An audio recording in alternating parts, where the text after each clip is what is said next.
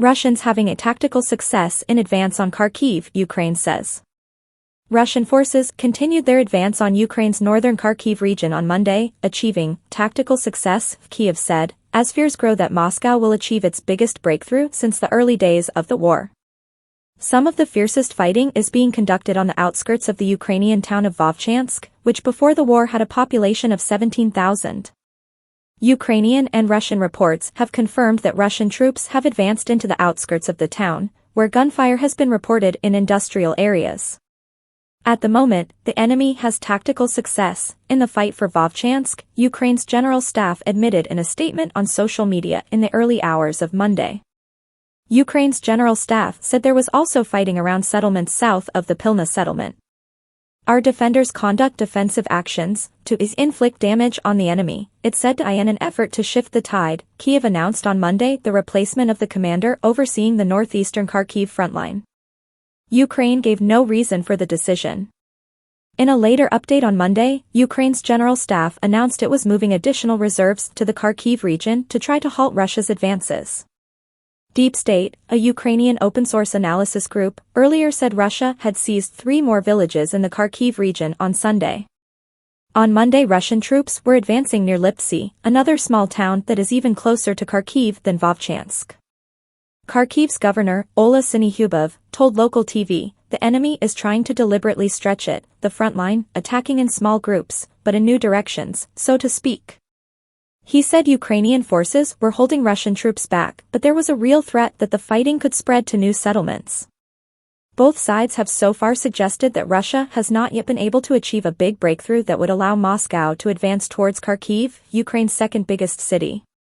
The villages seized by Moscow since Friday lie in what Ukrainian officials call a gray zone between the Russian border and Ukraine's main defensive line.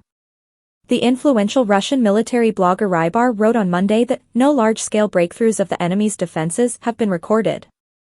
Yuri Butasov, a well-known Ukrainian journalist reporting from the front lines, said Russian advances had slowed down as their troops took mass casualties. Butasov said the Ukrainian position was improving after the appointment of the new commander. Russia has been gradually intensifying military operations around Kharkiv over the past month, taking advantage of limited Ukrainian air defenses to bomb in and around the city in an attempt to persuade more of its 1.3 million residents to flee. Last Friday at dawn, Moscow initiated a fresh unannounced offensive, swiftly seizing nearly a dozen villages and settlements, marking the end of a prolonged stalemate in the Kharkiv region. Russian advances have led to rare public criticism among Ukrainian service personnel, signaling cracks in the morale of the troops. The first line of fortifications and mines just didn't exist, Denis Yaroslavsky, a unit commander fighting in the area, wrote on Facebook in an emotional post condemning Ukraine's retreat. The enemy freely entered the gray area, across the border line, which in principle should not have been gray. We come to the conclusion that this is either insane theft or deliberate sabotage, he said. I say this because we can die and no one will hear the truth. Then why is it all for? The public outcry prompted a response from the Ukrainian Defense Ministry.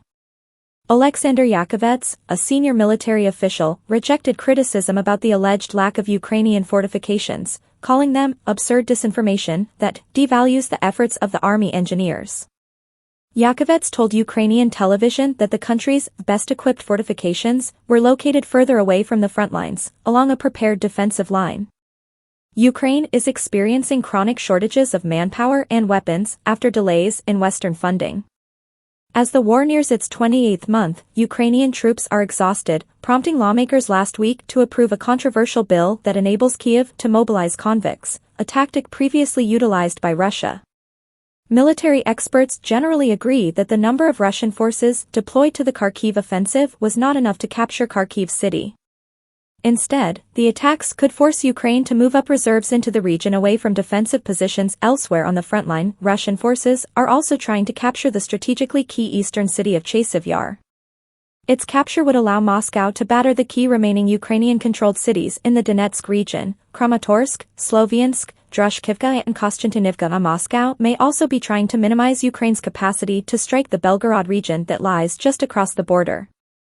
The city of Belgorod, the capital of the region, is just over half an hour's drive from the border with Ukraine, making it a vital stop on Russian supply lines. The city has come under extensive shelling and drone attacks for months. On Sunday, Russian authorities claimed at least 13 people had been killed and 20 injured when a section of an apartment block collapsed in Belgorod. Russian officials blamed Ukrainian shelling for the building's destruction. Some independent analysts have questioned Russia's accusations that Ukraine was behind the apartment shelling. Ruslan Leviev, the founder of the Conflict Intelligence Team, an open-source investigation unit, said the incident was probably caused by an errant missile fired by Russia.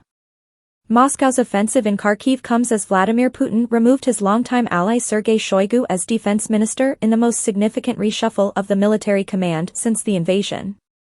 In a surprise appointment, the Kremlin announced on Sunday night that Shoigu would be replaced by Andrei Belousov, a former deputy prime minister who specializes in economics. The move highlighted the Kremlin's aim to further ramp up its war economy, allowing Moscow to continue to wage a long war.